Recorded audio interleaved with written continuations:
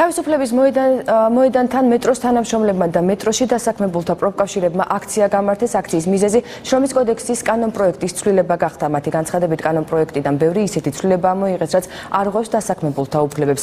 აქციაზე იმყოფებოდა ჩემი კოლეგა თამთა ნაჭყებია. თამთა, მოგესალმები და გითხარი კონკრეტულად რა ცვლილებას აპროტესტებენ აქციის მონაწილეები. მეტრო თავისუფლების მოედანთან თბილისის მეტროპოლიტენში დასაქმებულმა ადამიანებმა შრომის კოდექსის ცვლილებები გააპროტესტეს.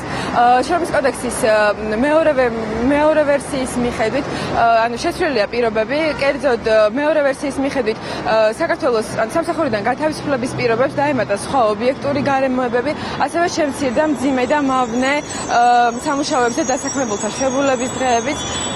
სწორედ ამას აპროტესტებენ თბილისის მეტროპოლიტენში დასაქმებული ადამიანები და ამბობენ, რომ იმ შემთხვევაში, თუ საქართველოს პარლამენტი არ დააბრუნებს შრომის კოდექსის პირველ ვერსიას, ისინი პროტესტის უკიდურეს ფორმებს მიმართავენ.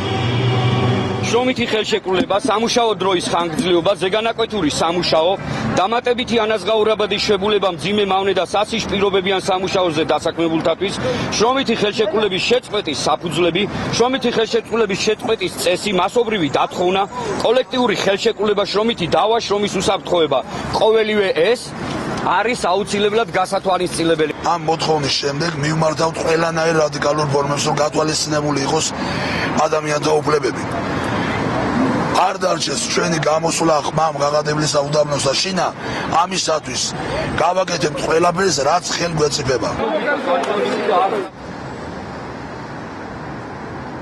მეტროპოლიტენში დასაქმებულთა პროფკავშირებმა მიმართვა საქართველოს პრემიერ-მინისტრისა და საქართველოს პარლამენტის თავმჯდომარის სახელზე აღნიშნული მოთხოვნით უკვე გადააგზავნეს. დღეს ცნობილი ხდება, რომ შრომის კოდექსის მეორე ვერსიას გააპროტესტებენ თავად დამსაქმებლებიც. საქართველოს პარლამენტი კი შრომის კოდექსის მესამე მოსმენით მიღებას მომდევნო კვირაში გეგმავს.